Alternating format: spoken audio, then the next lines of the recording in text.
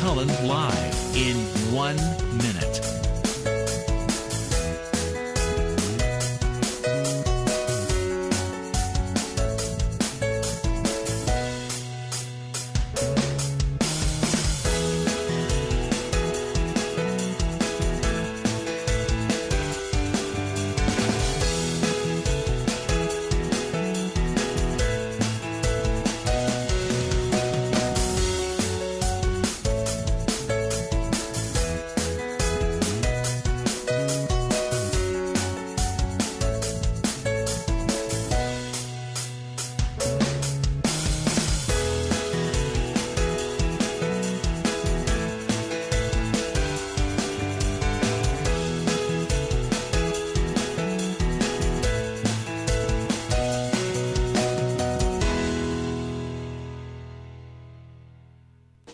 Welcome to Lynn Cullen Live at pghcitypaper.com. Email your questions and comments to Lynn at pghcitypaper.com. All right. We are on. We are up. We are ready. We are whatever. Oops. What was that? Okay. I'm just trying to keep the mic from falling apart here. Hi, it's Tuesday. Beautiful blue sky out there, threatening to be a very hot day. It is July 22nd, and my sister joins us from St. Louis, where it threatens to be a hot day every day. Hello! Hello. Oh, God. You're there? I'm here. I'm echoing, but I'm here. Oh. Is the echo... Now I'm not echoing. Okay. All right. Okay. Are you in bed? Am I in bed? Yeah. I'm on the bed. Okay. Well, only because I'm in my bedroom so that I can close the door so that as people come in and out of my house, you don't hear them. Who's coming in and out of your house? Orgy? Oh, okay. All right.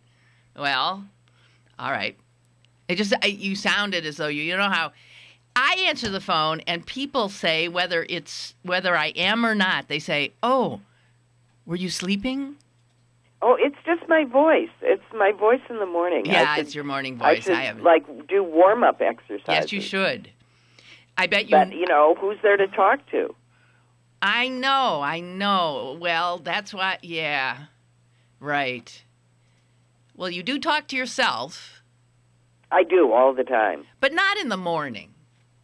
No, I have to work up to being angry about something, and then I let myself have what for. Right. There have been times when the first words I utter in a day are when I say good morning on this program. And that seems odd. I've been up for maybe 2.5 hours, 3 hours, and yet, yeah, you don't. Yeah, I've been up, I've been outside, I've, been doing stuff. But there was nothing had to several say. cups of coffee, but that's still the way I sound. Well, this is why I say you should talk to the flowers and talk to whatever. Hey, we were talking yesterday, Susan, about cell phones and social communication and all this kind of stuff, and it really took off into an interesting conversation about what it all will mean, where it's all heading, the inability of any of us now to sit still for more than, a few minutes before we feel like there's this incredible need to check our email or our Twitter or Facebook or whatever. Anyway, so I, as usual, am bemoaning all of this, and someone sent me the funniest picture today, and you know what? Now I'm not going to credit him because I ended up deleting everything. But so forgive me, whoever you are, but he said, in regard to your conversation yesterday, about how you go anywhere and everybody's face is down in their phones. He sent me a picture. I'd say, I'm going to say it looks like 1964 on the Long Island Railroad heading into New York City, commuter train. Right. And everybody's got their New York folded newspaper in front of them. Everybody, it is this totally full train car, and nobody's interacting with anybody sitting next to them. Everybody just has their newspaper up. And it's always good. I mean, I laughed because it is so true that we find ways to insulate and protect ourselves from others. Maybe so. So we create space for ourselves Right. that we then stake out as ours. And, devices and newspapers and the like help us do that. Yeah. But my favorite part was the special commuter fold of the New York Times or whatever it was that you were reading. Right. Because back then, when newspapers were actually rather large, if held out a full width. Yeah, you couldn't. You'd be knocking into Right. everybody. You would take whatever section you were reading and find the center fold of it. Right. And you would fold the part in front of the center fold halfway in back, and the part in back of the center fold halfway towards the back. And then you could read it half size. Right. Half size and everything would be there. It took me a while to figure out how people were doing that. How to do it? It's not easy to do, but once you get it, it's a much more comfortable rate. When newspapers were full size, it was a much more comfortable way to actually read it. Right. And you did have... and that was behavior that you learned from spying on the people around you. That's right. And you had then you were in your own assigned space. Right. Yeah. Appropriately sized space. Right. Realistically sized, Absolutely. Gee, you just said something about newspapers, and I went, oh, yeah. Here, excuse me. Slight little rant coming up. I was screaming last night about it. A friend sent me a newspaper article that I somehow had missed from the local paper on a subject I thought would be interesting for the show. And it came, she just had the, where you click on it. What do you call that? She just had the link. Thank you, Susan. It had the link. You're giving old ladies a bad rap. Okay, go ahead. Right, I just couldn't think of the term link. And so I clicked on it, and it came up, and it was the Post-Gazette, the Pittsburgh Post-Gazette. And I thought, oh, goody, and I saw the, and then I tried to print it. Oh, it even had a thing that said print. And so I said, okay, print. And then up comes a screen. Register free for continued access. And I thought, oh, come on. But they wanted my email. They wanted my first name. They wanted my last name, and then they wanted a password. Then they wanted me to type one of those things. Tell me what you see when we show you this totally incomprehensible. Which I can never, those are, sometimes they make them so impossible for the computer to read that I can't read them. Right. And frequently you can't tell whether they are a capital or not a capital. Right. And it was totally it was like I felt like I was telling them much more than I wanted to when all I wanted to do was print the stupid story.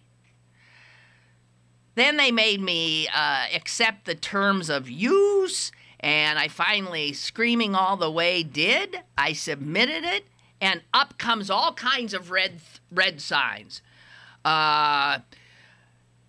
You didn't do this right. You didn't do that right. Right. Your password is not... Put a period there. Yeah, your password is not here. The confirmed email is not... And blah, blah, blah, blah, blah, blah. So I go back. I try to do all of that again. Submit, I say. Up comes another thing.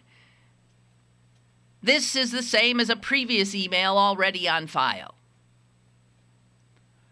Now you have to guess your password. Right. And that's when I said, F you. Yeah, I know what you said. I just said, God, all I want is to... So my... Well, part of it is that the instruction is to submit. And that's never been you, my dear. No, what do you mean I should submit? So anyway, I'm squawking and screaming, and my son says, what's wrong? And I said, and he said, here, give me your computer.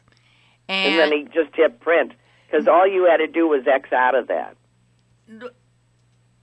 Well, not quite. Here's what happened. He ended up fiddling with this damn thing for a good long time, and then all of a sudden I heard my printer start up, and I said, how did you do that?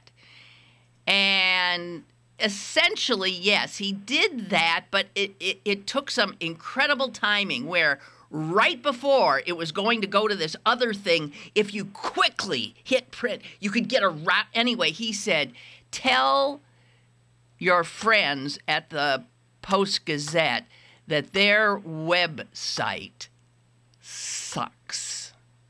So that's what I'm doing. What? Now, a newspaper, which is on its way out, and this is the future on the internet. No, it's the same with this Post-Dispatch. Well, you would why really don't think they that, have that their websites would be much better and user-friendly, and they aren't. Why don't they see that? They do not. I mean, the Post-Dispatch doesn't print full articles, doesn't give you a sense of what's really actually in the newspaper. I think they're trying to protect their turf, but it just doesn't. No, because they're going to end up infuriating potential subscribers, turning you off, till you just say, "Out of hell with you." To hell with you. I understand they're trying to not give away everything for free. But if they were going to let me read it, it was on my computer. I just wanted to print it so I could highlight certain things and I'm just I like to hold it in my hand kind of a person. And if they're going to let you read it that way, then what's the big deal about printing it? I don't know. I'm sorry. So I learned a new word today as I perused the New York Times online, even though it's sitting right next to me in hardcover. Is it okay? And what is the word? Did you know the word irredentism? Irredentism. I'll use it as a sentence. Okay. In a sentence. And it just is tossed out as if, of course we all know this word. President Vladimir Putin of Russia has been playing with fire. His irredentism has made him a hero in Russia. His obstinacy. No. It is the state of attempting to, of claiming dominion over a territory or region because of cultural or racial similarities. And that's irredentism. So, in effect, what he's doing in the Ukraine is saying it's right. Russian anyway. Right. It's Russian by identity anyway. Right. That's what it is, an identity. It's Russian by identity anyway, therefore it's ours. Well, that's what Hitler said when he marched into, Austria. Right, but did you know this word ever, irredentism? Well, as you said it there was this vague sense that I'd heard it before, and it must have been in a, who knows, a college textbook, God knows how many years ago. But I couldn't for the life of me tell you what it meant. I know. It's not often that I go scurrying for, the equivalent of a dictionary. It made me happy that there was a word just used that I learned today. Yeah. Do you think you'll retain it, though? I'm trying to. Well, the fact that, yes, you have shared it with us now and used it. And I've recalled it several times, which is how one learns. You learn it turns out you need tests. You learn by testing and repeating and repeated questioning and retrieval of the information so that your brain learns the way, much like finding your way in a new town to a new grocery store. You have to do it several times, in other words. No, Irredentism. There, I pulled it right back up. IRREDEN, and then it sounds like, having to do with your teeth. Dentism. Yeah, you're right. Irredent, DENTISM. I'm not understanding why any of those, what would seem to be the way that word was cobbled together, why it would mean that. How it comes up meaning that. I agree. Huh. Okay. Because it sounds like it should mean something like abstinence. That's what I thought it sounded like. Right. But it's not. So two things. You're doing what I'm doing. So then you start looking for roots. Ear usually means not. Not, right. And dent usually means teeth. So Vladimir Putin doesn't have any teeth? Right. The irredental Putin. Well, okay, so that's good. I'm not going to remember. I might remember the word. If I see it, I'm not going to use it. I can tell. No, because nobody else would know what the hell you were talking about. Well, but see, there's that issue of, do you use words that an awful lot of people don't know? And since I think most people's vocabularies are shrinking, they are not expanding anymore. They're shrinking for lots of reasons. They're shrinking because we don't read like we used to. Right. Well, they're shrinking because, like, for example, children are no longer expected to actually know words. I mean, as in the dumbing down on the SATs and taking all those hard words off of the that's right. vocabulary. They're saying there's no reason to know any of those wonderful words. So I love words. That's what's so wonderful about the news and grammar. Did you listen to the new song? Yes, Susan. Did everybody hear Weird Al Yankovic's send up of what's the song he's sending up? I forget. I forget too. Anyway, the video is called Weird Al's thing. You can do it. No, I can't. I can't think of it. Didn't we just talk about it? I know we did just talk about it, but I'm an old woman and I have a hardening of the arteries or something. Jess, don't torture me. Word crimes. Word crimes based on the song Blurred Lines. And you know what? Another listener yesterday, Mike from Philly, who's a high school teacher, wrote me a message in which he talked about... My daughter just texted, blurred lines. Yeah, right. Sorry. Blurred lines. And he said he teaches a bunch of kids about, how grammar and stuff. And I said, you have to show them this Weird Al video because it'd give all of you a kick and a way to sort of... And he wrote back, way ahead of you. So, yeah, it's cute, isn't it? Real cute. Mm-hmm. Real cute, indeedy. But I forgot what we were talking about anyway. Let's leave it alone. Words. But I forgot the point someone was trying to make. It doesn't matter. Nothing matters anymore, Susan. We had started somewhere back at cell phones, gone through newspapers, and ended up in vocabulary, which brought us to grammar. Mm-hmm. Well, how do you like that? Yeah, that's very good. Well, your brain's functioning this morning. That's good to know. Good to know. So, speaking of irredentism. Right, I just pulled it up too. I was chucking myself. Irredentism. Speaking of irredentism, there's something akin to it that I'd like to talk about with a local spin. And that is, I guess, somewhat of the opposite would be when you don't want people who you identify as different from you coming into your country. That would be the opposite, right? Where rather than, let's say, if across the border are a bunch of ethnic Russians, you can see where they would say, no, those are our people. There's really no difference. There's just this line here. But if across the border is a bunch of Polish people, then his irredentism would not kick in, maybe. Right. Okay. But so what if, and if they were Russian and wanted to come back to Russia, they would be welcomed. If they were Poles. Theoretically. Yeah. Theoretically.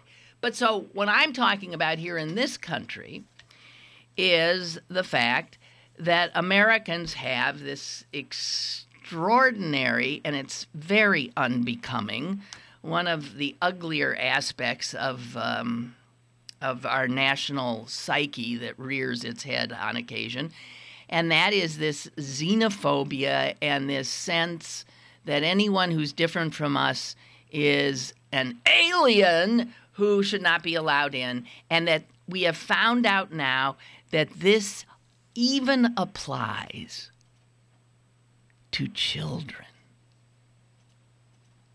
Right? Oh yeah, the pictures of those great big grown-ups trying to block a bus of scary little children. Right. Now, those children, and there are now thousands of them, are now, because of American law, they have to be cared for until they can have a proper hearing and their case be properly adjudicated. And they have to not be stuck in a prison. They have to be put in a nice place. They have to be treated well. There has to be an attempt to locate relatives in the country and or others that will care for them. This is all because of American law. And so here are these kids by the thousands, and there's no way that the usual facilities on our border, which we use to lock up adults who come across with no proper papers, as we know, the feds have been looking for places to put these children. And lest you think they're just staying around the Southwest, not true. There have been, Susan, cases in Michigan where an attempt to bring some of these little kids there for a bit, to hold them and keep them safe, was met by the same ugly Americans, and some of them were toting guns. Oh, of course, because that's their right. That's right. Welcome to America, little ones. Here in Pittsburgh, there is an institute, the Holy Family Institute, which used to be an orphanage, but now, since orphans are generally in short supply, it has been a home for kids, in need of foster care or who have some measure of trouble of some sort. Anyway, the good sisters at the Holy Family Institute said that they were going to take in about 30, I'm not sure how many. Come to think, I was going to say 30 of these kids. I'm not sure how many. It's not a huge number. And none of them are older than 12 years of age. Now, the Holy Family Institute is located right on the river, on the Ohio River, and it's in a little town called Emsworth, which is all of 5 miles out of the city limits. And the good people of Emsworth, including the mayor, have freaked out. I don't know why. Well, let me tell you why. Because no one cares if 30 families decide that they each want to adopt a child from another country, as long as it's affluent people who can pay to bring in a purchased child. That's fine. Listen, I, damn it, can't find the article, and I'll be damned if I'm going to the Post-Gazette's homepage. I just don't understand There was the a difference. quote. Why all of a sudden these children are not children in need of help and love and support, but become, in like a scary movie, aliens. Not only aliens, but aliens to fear. So, aliens to fear. I mean, it's like it's a horror film. Yeah. So they aren't really little children. They're going to morph and do something. I mean, what? I'll tell you what, because the good people, some of them, of Emsworth, and I don't mean to tar all of the people of Emsworth, because there was, I think, one guy who works the counter at a local diner who was quoted, and he said something like, well, geez, what's the problem? Well, of course you bring the little, I mean, a perfectly reasonable reaction. Why wouldn't you try and help these little children? Meanwhile, though, there was... Who, by the way, have just been through a horrifying ordeal. Tell me. Separated from their parents. Yeah. Taken on a terrifying, uncomfortable, and dangerous journey. Right. And this is what they got sent to. Yeah. Welcome to the United States of America, the land of freedom. So here is what, there was a quote, and I will try to paraphrase it, from a businessman who, I think I know where his shop is because it's on the main drag. I have noted this shop and sometimes wondered, I wonder what's in there, and have thought of stopping a few times. Because it looks like a gift shop. It's got the word eclectic in it. Eclectic blah, blah, blah, thingamajigs.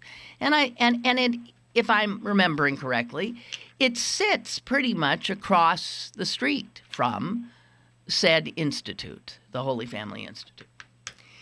And this guy was quoted, these are his general thoughts. These children could be carriers of disease.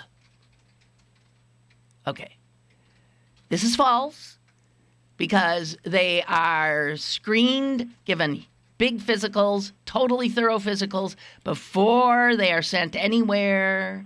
They are no more diseased than the children in any school you walk into in the United States. If they're diseased, they got the diseases the kids have, okay? So they're worried they'll spread disease because, they're just one step ahead of vermin, apparently. And so they're vermin carriers. The next one is the funniest one. These people, these children, could be members of gangs and consequently have connections to the drug cartels. And the next thing you know, we'll have a drug cartel set up right here in Emsworth by a bunch of 9-year-olds with diseases. Now, Susan, the only thing about gangs with these kids is anyone who's paying attention knows that I think the vast majority of these kids are coming out of cities. From them. They are fleeing for their lives from these gangs in their cities that'll either kill them or conscript them. Or kidnap them. Or kidnap, whatever. But total. So, how much has your head had to have gotten infected in some way to have the reaction upon seeing a group of needy children, to have your reaction one of absolute, let's call it what it is. It's not hate. It's fear. Fear of disease, fear of what? Drugs and gangs. And well, that all of these adults... It's backwards reasoning again. They have the emotional response, which for some reason I don't understand why they're having this emotional response, other than they're being primed to by someone. Yeah. And then they supply the reasons. Then you make up the reasons. Well, they don't even have to make up the reasons because you're sort of hitting on it. The reasons are that somebody like Rush Limbaugh is telling them. Well, and Fox News.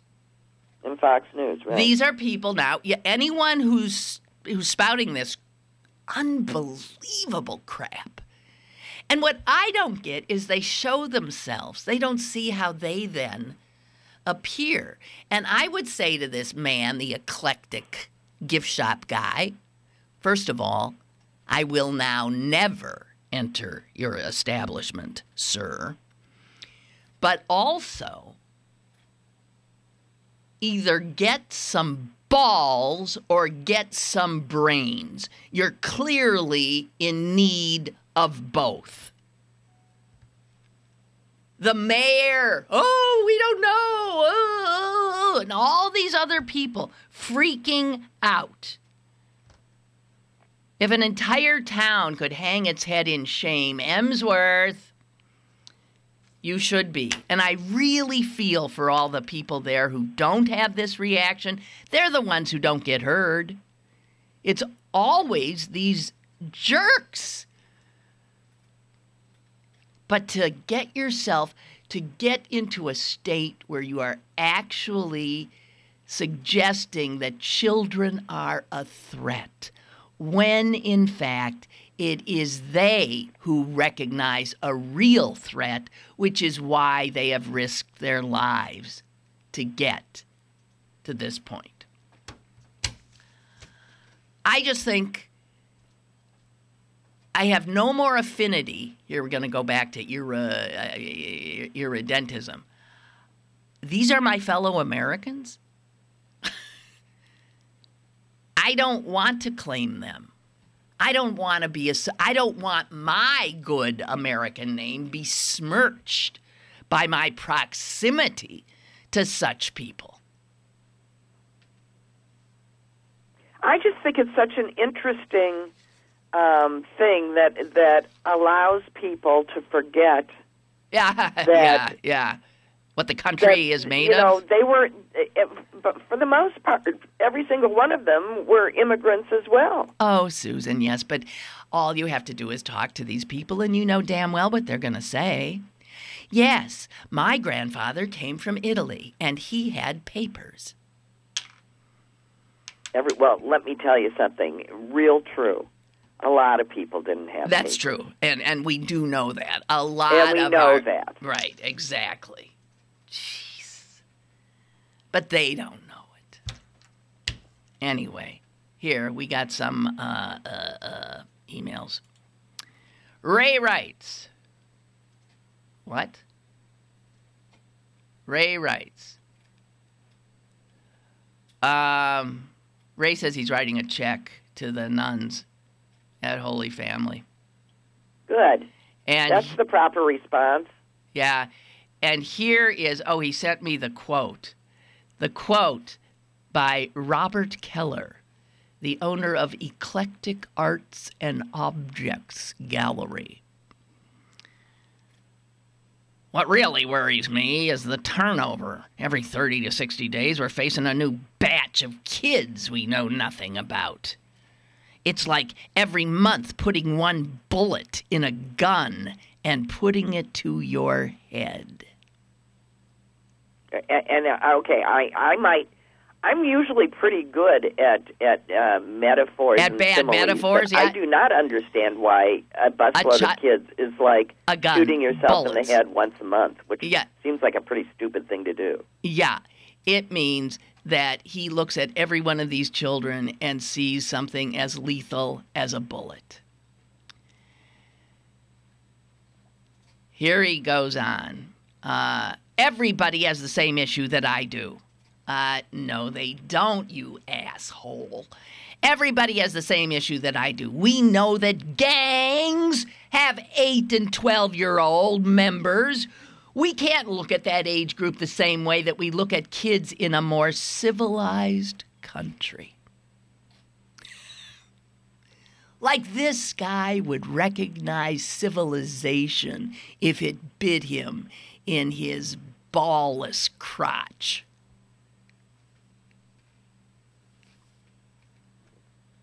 Excuse me. I was going to say, tell us how you really feel. Here is the mayor of Emsworth, D. Quinn. A lot of community members are concerned about the disease and drug cartel involvement these children could bring. This news is quite a shock. This is just the silliest thing in the whole world. You imagine. So, if you try to protect your children by giving them up, I mean, does anybody understand what this must feel like to the parents that are doing this? And also... And to the children who are being ripped out of their desperate parents' arms. Exactly right. So here's this. After these poor kids have gotten here, after they've been subjected to this kind of hatred and insanity, and after they're adjudicated, 90-some% of them are going to be sent right back into the hell they were trying to escape. Right. And so, rest easy, good folks of Emsworth. Don't worry. And remember that this whole thing was created by legislation that was one of the few, things that was passed by Congress and signed by Bush. And it was about accepting Mexican children, but allowing all others. No, not allowing. This doesn't apply to Mexican or Canadian children. No right. children, but all others, and especially these ones from the countries they're coming from. But the focus was not on the reason these kids are running. The focus was on trying to stop child trafficking. Child trafficking and slavery. Trafficking in children. Right. Which goes back to the adoption stuff. That's when there were all of these scandals about children being bought. Children being stolen and disappearing, and it wasn't only sexual; it was all sorts of things. Yeah, Melanie wants to know: how we're supposed to help the Holy Family Institute? Well, I think Ray's example: send them money, or send them money and speak up. Yeah, don't and speak up. Just talk to people and say, how about, this is ridiculous. Yeah, how about let's picket eclectic gifts and gallery. How about talking back and silencing the idiots? Let's show up with guns outside eclectic gifts. And let me tell you, this isn't only related to this. I live in a suburban community and that houses golf courses, and one of which I share a teeny little sliver of boundary with, and that one had a very huge swastika and anti-Semitic stuff burned into a fairway yesterday. Jeez. So, people are being, the yahoos among us are being inflamed, and they are being told to act up and act upon all of their xenophobia. So, you know what they say, next they come for you. It's time for us all to stand up and stop this nonsense. Yeah. Yeah, well, that's true. It's time for us, those of us, to stand up. It's true. Ray also writes about the derivation of irredentism. It comes from the Italian for unredeemed. Unredeemed Italy was used to refer to land that the Italians believed belonged to them, but were in fact unredeemed. It became used for any land that was annexed due to beliefs that it was once unified. And he says a lot of critics of the creation of Israel trotted the word out and used it as, in a pejorative way. I would think generally it would be considered pejorative, unless, of course, the reason you needed to redeem a land is because it had, in fact, been stolen from you. had, in fact, been stolen from you. Such things do happen. We haven't taken a break. I was wondering about that, but go ahead. Well, I think we should, personally. Okay? So we will. Okay. All right. More is on the way with Lynn Cullen Live. Yeah. Salad on Saturday, fruit on Friday, throw-up on Thursday. Water Wednesday, touch your toes Tuesday. Let's move Monday, sparkles next Sunday. 60 minutes of physical activity a day and eating well can help get your child healthy. So keep them active and eating well every day. Get ideas, get involved, get going at letsmove.gov. That's letsmove.gov. A message from USDA, HHS, and the Ad Council. Pittsburgh City Paper's annual City Guide magazine is available now. Pick up one for a special look at the unique neighborhoods of Pittsburgh, plus the most complete guides of restaurants, bars, nightlife, festivals, exhibits, entertainment, and culture in the burg. Pittsburgh City Paper available at over 1,700 locations throughout western Pennsylvania and on the web at pghcitypaper.com, on your smartphone at citypapermobile.com. Have a question or an opinion? Call Lynn Cullen at 412-316-3381 or email lynn at pghcitypaper.com. Now, more with Lynn Cullen Live. All right, so back to this article that I couldn't print, but which my son finally did. And it's about how the more staid cultural venues are having to adjust to a new generation in regard to social media, in regard to etiquette or lack thereof, and all of that. And it brings up just a ton of interesting issues. First of all, it tells us something I hadn't heard before, which I just think is a riot. And here's the way something like a symphony tries to get a younger audience. The Pittsburgh Symphony last year had a Jerry Garcia tribute. Yeah. Yeah, well, that's what they do now. So that's definitely going to bring a new bunch into Heinz Hall. And there's a... Well, it makes sense. You take the mystery out of it, and you let them hear the huge sound, and it creates an appetite. Yeah, but here's what happened. These new people who'd never been there acted like they were at a Jerry Garcia concert. So they were dancing down the aisles during the symphony and reportedly smoking marijuana. Oh, my God. Okay?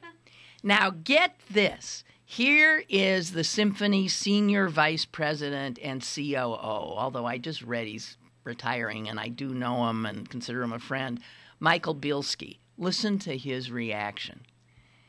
It was the happiest audience I've ever seen. And then he said, they were a happy crowd. They were not a rowdy crowd. Well, so they welcomed... I mean, you can see a lot of symphonies absolutely freaking out if that had happened. And instead, he said, happiest audience I've ever seen, and he did not suggest that they had done any vandalized or did something terrible. And the fact is that more and more cultural organizations are going to have to get No, you have looser. to find ways to bring in new audiences. I was talking about this with someone here because there's a local theater that does musical theater all the time, and I mean it's been, it's now a venerable institution, but it's like the same 6 people that do everything, and at a certain point, your starlet who was 20, 50 years ago is now 70 and is not appropriate to be playing certain roles. Not that they notice that. But, so this is an institution that's going to die because its audience is just graying with it. They're going to disappear, and that's the end. Right. The St. Louis Symphony, on the other hand, does all sorts of things where they partner Drawing with it, right. an unusual or unexpected musical source to bring in a new audience, and those things are always wonderful. But I will say, when we were children, all we needed was Leonard Bernstein. Yeah. And we Well, were he was glued to the because he was an television amazing. He was just listening to him narrate and teach. Yeah. with an age-appropriate piece of classical music, Right. Peter and the Wolf. Right. I remember well. And I can remember being a child and putting that record on the stereo and dancing all the parts. Well, so there are different ways to engage, and I would suggest that would continue to be a really good way to have young people's concerts. So this same fellow, Michael Bielski, says that, he thinks that maybe in the pretty near future, you're not going to see the musicians in the symphony walking out in tails at concerts. That they will look more casually dressed. I was stunned when I went to the opera a few years ago and expected a totally old audience to see just an amazing number of young people, and young people dressed to the nines in their way. So, like wearing, there's a hunger for that too. Prom dresses and wild things with their hair and blah blah blah. But it was an event, and but they're going to have to. They feel like they have to draw the line in some places, like applause. No, you're still not. As you know, learning Susan, the etiquette of the situation, which is if it's a piece of classical music and you're at the end of a movement, a part, but not at the end of the whole thing, you hold your applause. That's Although right. I know places where they're just accepting that as the exuberant appreciation that it is. Well, he said about this, they did a recent performance of Vivaldi's Four Seasons, and that is 4 separate movements. 4 movements. Right, and 4 you aren't movements. supposed to clap after and spring. when one is done, when the spring part is done, there's just a pause before, and you're not supposed to clap, which I always, I was always afraid to clap in the symphony for fear I'd be one of the people who clapped inappropriately. But he said at that performance, he had never in his life heard so much applause between movements. So people were applauding because they didn't know.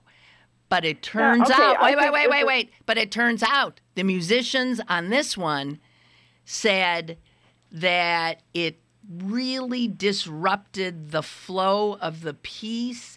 And so they asked, and the symphony made an announcement in the remaining performances asking audiences, please do not clap at, when the movement ends.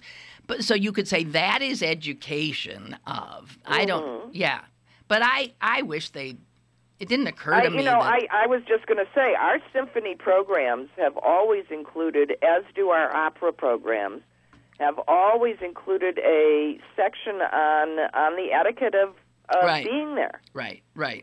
Yeah, but how many people read it? And it's right up front, and it says things like that. It starts with unwrap your candies. Right. Yeah, we do that too. Silence your cell phones. That's right. Do not, follow the music along in your program so that you know when it's a movement and at which you do not clap and the end of the piece at which you do. Okay, so here's an interesting historical bit that was in this piece. The idea that we all grew up with, that you dress to the nines and you sit in total quiet during an opera or during a symphony, that you treat the performance as a temple, that this was an invention from the 19th century, and it's Richard Wagner who did it. He wanted them to pay attention to his magnificence. That is correct. And this was a shock, according to the head of the opera here. Well, this was a shock. Sit in your box and talk. He used to have affairs. And he said, so this sense that we now have of what proper behavior is has only really been around for 120, 140 years. And before that, it was more, he said, Christopher Hahn says, like a baseball game. Right. The wealthy had really good seats up front. Everybody else was sort of, scattered around. And if they felt like talking during the performance, they talked. If they felt like whatever, they did that. And nobody thought anything of it. So if in fact there's this relaxation of the rules of proper conduct during these cultural performances, we should not think this is a direct result of the hooliganism and lack of civility of the young.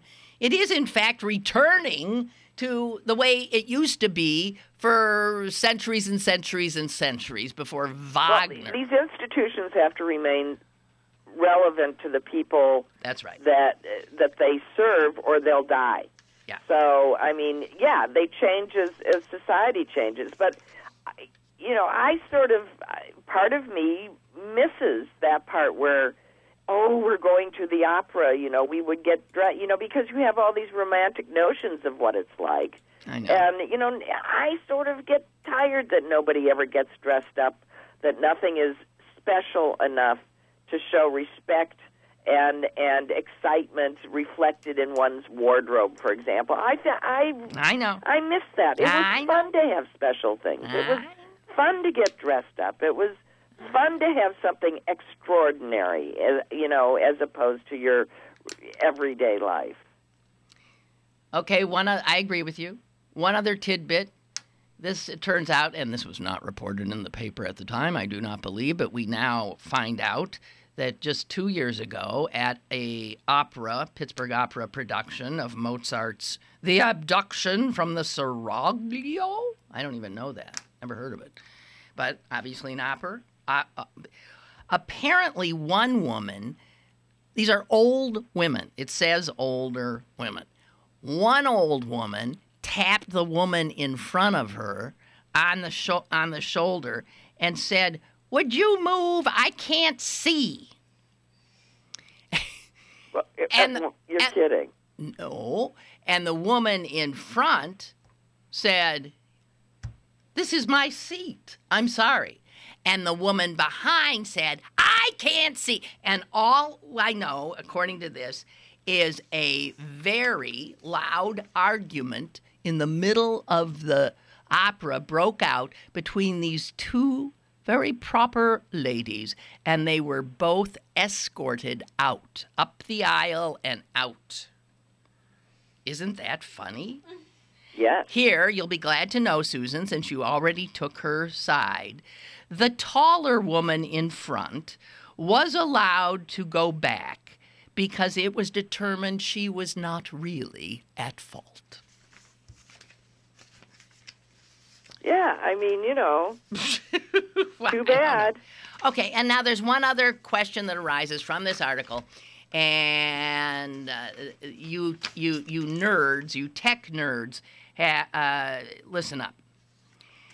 They say in the article that there was the Yale Repertory was doing a production of Streetcar Named Desire and playing the role of Stanley Kowalski. Was a Pittsburgh native, a CMU grad, and I'll be damned if I know how to pronounce his name. But he's also on True Blood, HBO's series. Do you know Joe Man? Yeah, I can. He's a hunk. He is like a serious hunk. Joe Manganiello. I don't know. Whatever. So he is on stage doing his performance, and someone in the audience is taking pictures on his cell phone. Oh, well, that's a huge no-no. And did he stop the show and take his phone and throw it against the wall? No, here's what he did, and this is what I want to know. When he was next off stage, the actor, during a scene, and he was off stage, probably when the two women, the two sisters, were on together, it says here, unless the reporters got this totally wrong, Mr. Hunk tried tweeting to the audience member to please stop. How would you? Well, no, that doesn't make any sense. He makes a general tweet and hopes this guy follows him. Is there some app where you could tell whose cell phone is operative in a certain space? You know what I mean? If you could tell, like, you know, I'm sure the NSA can do this. If you're all in a sharing space and only one person is sending or doing something, and you could then trace that. Is there an app for that? I have no idea, but I don't understand how that makes sense. Now, there are several actors and Patty LuPone Well, let me get to what he did. He did something a little different, because I know what you're saying. There's actors who have stopped performances and humiliated the person, right, in the audience. Right. He goes back on stage. He's Stanley Kowalski. And in the midst of whatever scene he was playing, totally in character, he turned to the guy with the phone and said, "Hey, can you stop with the camera? You have no idea how distracting it is, okay?" And then went right back in. In other words, he did it in character. Right, character. Which is odd, but a little less well, you got to let the actor make the choice in that situation. I mean, you know, Patty LuPone totally broke character in the middle of a song. Yeah, that would be rough. The person that was taking flash pictures or recording her, just sat down and really ranted at her for about 5 minutes about how dare you think that these rules that are stated, that are spoken to you before the thing, do not apply to you and are not there for a reason, and you have ruined this whole occasion for everybody. Oh, and she went, "Ani, who do you think you are?" I mean, she just went on and on and on. It's on YouTube. And then she goes back into character, cues the orchestra, and sings the song. Don't you think that's going a little far? Well, I don't. No, not necessarily. It's her work product. It's against every single rule legally. In other words, it's distracting. It's rude. You're specifically told not to do it. Why shouldn't there be consequences to bad behavior? Okay, so listen. Tomorrow, the symphony is doing a joint performance with Boys to Men. That's ridiculous. Well, that'll bring in the 50-plus audience. Yeah, Jess says that's ridiculous. Hey, they got to survive. They got to survive. Okay, so they're experimenting, and tomorrow at the symphony with Boys to Men, they're going to... So what is that? That's like 30-somethings? 20 and 30-somethings? Yeah, it's the late 20s, early 30s. Well, that's the right target audience, but yeah. I can't imagine that they care. And it's also more African-American, is it not? Yeah. So anyway, they are going to have a little experiment with what they're calling tweet seats. And I guess they'll be allowing people in those seats to do their thing during it. Also, an interesting quote from the head of the opera about what is coming in the future. These days, it just seems churlish and not very user-friendly to tell people not to take pictures. Oh, I disagree. All right. But I It's think... extraordinarily distracting. And if I am going to be sitting in an opera with everybody holding their hands not up with a with their flash. cameras filming the damn thing, then I'm going to complain about the person in front of me. No.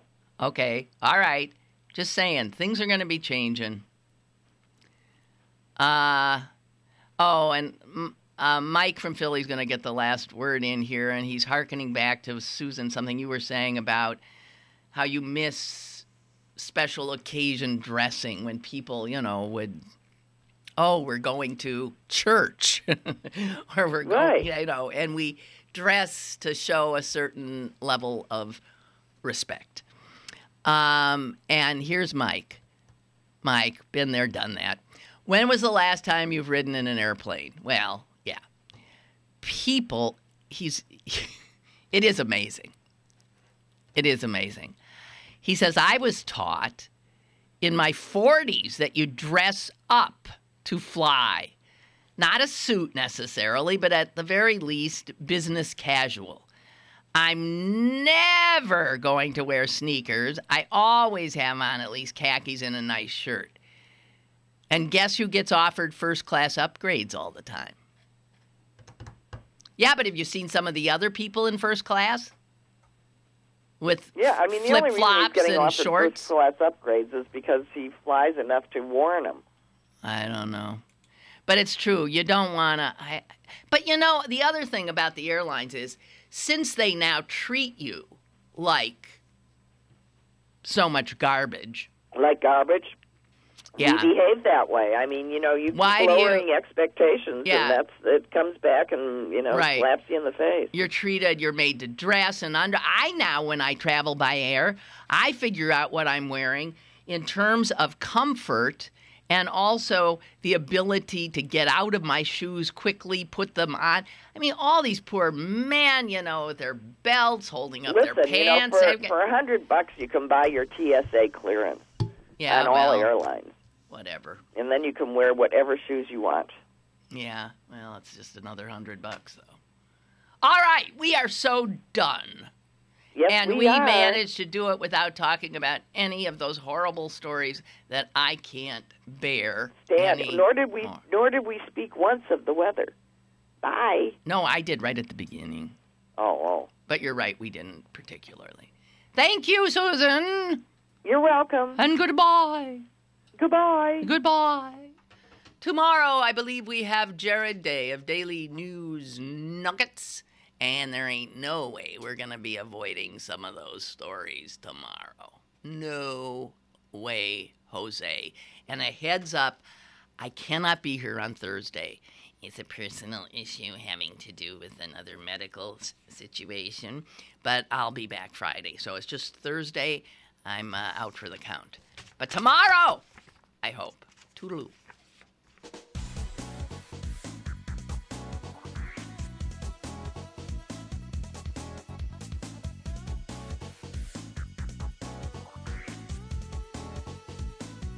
Lynn Cullen Live, Monday through Friday from 10 a.m. to 11 a.m. and archived at pghcitypaper.com. The opinions expressed on Lynn Cullen Live are those of the host and do not necessarily reflect the viewpoints of Pittsburgh City Paper, Steel City Media, and its advertisers.